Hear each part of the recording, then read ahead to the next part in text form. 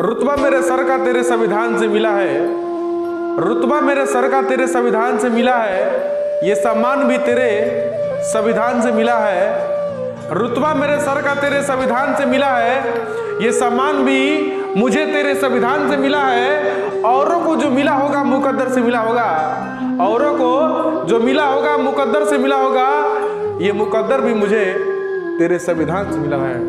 भीमराव अंबेडकर देश के संविधान निर्माता को चरण स्पर्श करते हैं और आगे बढ़ते हैं और आज की क्लास शुरू करते हैं। आज की क्लास में हम लाए हैं आपके लिए कि मोलों की संख्या को कैसे ज्ञात करते हैं, मोलों की संख्या कैसे निकालते हैं। तो मोलों की संख्या निकालने का आपको मैं 3 सूत्र बताऊंगा।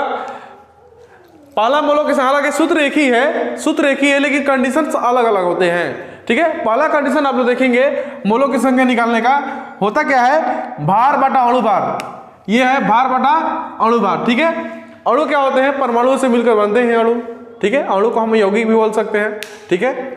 अब बताइए यही सूत्र है मोलों की संख्या को, तो मोलों की संख्या बराबर होता है भार बटा परमाणु भार, ठीक है। तो भार बटा परमाणु भार होता है, यानी कि परमाणु अगर सिंगल आता है तो कैसे होगा, एक मोलों की संख्या निकालने का सूत्र होता है आयतन बटा 22.4। अगर मोलों की संख्या लीटर में दे दे, ठीक है, जैसे गैस दे दे, गैस की अवस्था में दे दे, समझिए कि मैं यहाँ पर लिखता हूँ गैस, मोलों की संख्या निकालने के लिए गैस की कंडीशन में दे दे, ठीक है। अगर आयतन लीटर में दे दे, ठीक है, तो आप समझेंगे कि ये मोलों की संख्या के लिए ये सूत्र लगाना है, यानी कि मोलों की संख्या को हम लोग n से लिखते हैं, स्मॉल n से लिखते हैं, n = W बटा m, ठीक है। यानी कि m से W से तो वेट हो गया, द्रव्यमान लिखे चाहे भार लिखे वेट हो गया, m से मोलिकुलर वेट, और ये भार है इसको भी W लिखते हैं, परमाणु भार को लिखते हैं एटॉमिक मास, है ना, इसलिए मैंने ये लिखा है।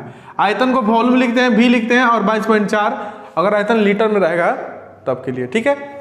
सवाल आपके सामने है कि 5 ग्राम कैल्शियम में मोलों की संख्या ज्ञात करें, ग्राम में दे दिया, ठीक है।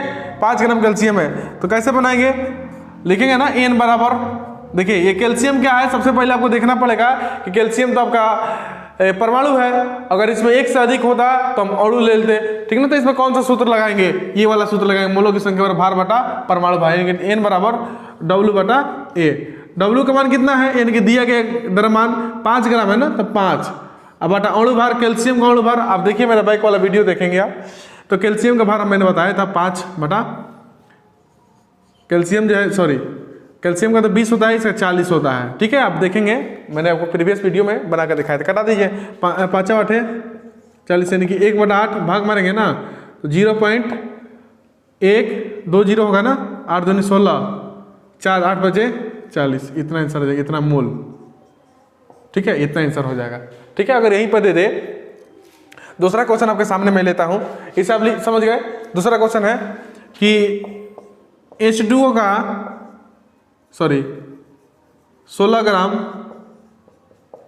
H2O में मोलों की संख्या ज्ञात करें, मोलों की संख्या ज्ञात करें, ठीक है। 16 ग्राम H2O में मोलों की संख्या ज्ञात करें, यहाँ पर आप समझेंगे, समझने का प्रयास करेंगे आप। तो सबसे पहले देखिए H2O है, यानी कि जल है ना, जल आपके अणु है, इसमें एक से अधिक परमाणु आ गए तो समझेंगे कि ये अणु है। यहाँ पर कैल्शियम सिर्फ सिंगल था, है ना, तो इसलिए हम इसको परमाणु मान लिए। H2O है, एक से अधिक है, यानी कि अणु है। तो 16 ग्राम H2O में मोलों की संख्या, तो n बराबर आप फॉर्मूला लगाइए ना, W बटा A। तो W कितना दिया है, 16 दिया है ना, एटॉमिक मास कितना होता है H2O का, तो H2O का निकालना आपको सिखाया है, मेरा बैक वाला वीडियो देखिए। 2 एकम 2 16 18 हो जाएगा ना, 16 बटा 18 कटा लीजिए, 2 8 16 2 9 18 8 बटा 9, 0.9 8 72 9 8 72 8 समथिंग कुछ आएगा, ये आपका इतना मोल आंसर हो जाए, ठीक है। तो इस प्रकार से आप मोलों की संख्या निकाल सकते हैं। इस फॉर्मूला पर आप लोग ध्यान देंगे, इससे कॉपी में नोट करेंगे, मोलों की संख्या पर भार बटा अणु भार, मोलों की संख्या भार बटा परमाणु भार, मोलों की संख्या आयतन बटा 22.4, ठीक है। इसको संकेत विधि में लिखते क्या है, n बराबर W बटा m, n बराबर W बटा a, n बराबर v बटा 22.4, ठीक है। कुछ और मैं आपको सवाल अभी कराने जा रहा हूँ, आप इसका स्क्रीनशॉट लेना चाहें तो ले सकते हैं, मैं आगे बढ़ता हूँ। ले लीजिए स्क्रीनशॉट, ले लिए, चलिए आगे बढ़ते हैं, आपको मैं और कुछ सवाल देता हूँ। तो चलिए आप देख रहे होंगे क्वेश्चन जो है मैंने लिख दिया है बोर्ड पर, और इसे आप बनाने का प्रयास करेंगे। सेम फार्मूला फॉर्मूला आपके सामने, तीनों फॉर्मूला मैंने ऊपर लिख दिया मिटाकर। N=W/F। अगर अणु दे दे तो ये फॉर्मूला लगाएंगे, अगर परमाणु दे दे तो ये लगाएंगे, अगर गैस दे दे तो ये वाला लगाएंगे। ठीक है, पहला क्वेश्चन आपके सामने यह है कि 50 ग्राम एल्युमिनियम में कितने ग्राम परमाणु या मोल होंगे। बात सेम है, सारा सवाल ऐसे ही बनेगा, हालांकि पूछने का तरीका अलग अलग है। तो आप इसे आराम से बना लेंगे। एल्युमिनियम का 27 मैंने लिखवाया था परमाणु भार, है ना, और 50 होता है, 50/27 कर देंगे, आंसर आ जाएगा, है ना। इसी सूत्र के अकॉर्डिंग चलना है। 52 ग्राम हीलियम का 4 होता है ना, 4 रख लीजिए, निकाल लीजिए। 1 mg यानी कि 1 मिलीग्राम सिल्वर में मोलों की संख्या ज्ञात करें।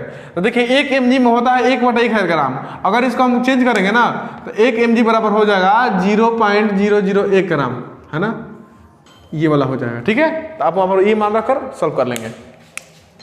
दूसरी क्वेश्चन हो गई, तीसरी हो गई, चौथी है आपके लिए मैं SW दिया हूं। ठीक है, मैं चाहता था आपको बताकर समझाता था, लेकिन आप क्वेश्चन समझ चुके हैं। इसे आप बनाइए और मुझे कमेंट बॉक्स में आप जरूर बताइए, भागिएगा नहीं। आप मुझे कमेंट बॉक्स में जरूर बताइए कि आपको समझ में आया है कि नहीं आया है। अगर नहीं आया तो क्यों नहीं आया है, आप मुझे कमेंट बॉक्स में बताएंगे। आपके लिए मैं इतना मेहनत कर रहा हूँ, SW दे रहा हूँ, ताकि आप अपना कंसेप्ट क्लियर कर लें। मोलों की संख्या निकालने से कोई भी क्वेश्चन ना छूटे। और भी इसका टाइप्स है, आप ये टाइप 1 देख रहे हैं, मैं आपको और भी क्वेश्चन जो है कराऊंगा इसी वीडियो में। देखते रहिए, आप अंत तक बने रहिए, भागिएगा नहीं। 100 ग्राम फास्फोरस में मोलों की संख्या ज्ञात करें। ठीक है, फास्फोरस का 31 होता है ना, और ये आपका 100 ग्राम दिया गया है। भार है, अणु भार निकालिएगा, परमाणु है तो परमाणु भार, है ना। 20 ग्राम जल में अणुओं की संख्या ज्ञात करें, अणुओं की संख्या ज्ञात करें, मोलों की संख्या ज्ञात करें। ये सब सेम है। ये सवाल है, छठा सवाल है 22 ग्राम कार्बन डाइऑक्साइड में कितने मोल होंगे। 22 ग्राम कार्बन डाइऑक्साइड में मोलों की संख्या पता नहीं है, तो 22 ग्राम कार्बन डाइऑक्साइड जो है आपके सामने, CO2 कितने मोल होंगे आप निकालिए, इसको बनाइए, है ना। CO2 को पहले तोड़ लेंगे, कार्बन का पता है ना आपको 12, ऑक्सीजन का 16, गुना करेंगे 2 से, दोनों को जोड़ेंगे, अणु भार निकलेगा, अणु भार निकलेगा तो मोल निकाल लेंगे।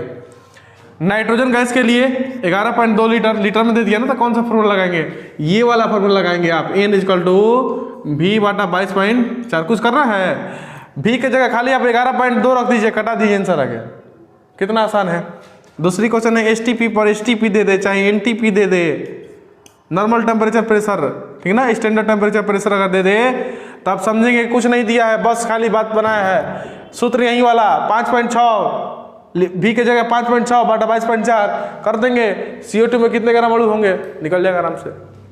तो इस प्रकार आप इसका चाहे तो स्क्रीनशॉट ले लीजिए और इसको घर पर बनाइएगा। आपको कैसा लगा ये वीडियो मुझे बताइएगा जरूर, और मैं ऐसे ही आपके लिए वीडियो बनाते रहूँगा। आप इसे नोट्स बनाएं, अपना इसे नोट करें और अपना प्रैक्टिस करें। आपसे बन रहा है कि नहीं बन रहा है, अगर नहीं बन रहा है तो मुझे बताइए आप कमेंट बॉक्स में। चलिए आगे बढ़ूँ मैं, चलिए आगे बढ़ते हैं। थोड़ा सा एक क्वेश्चन आपको और मैं बताता हूँ, थोड़ा सा आप यहाँ पर ध्यान देंगे।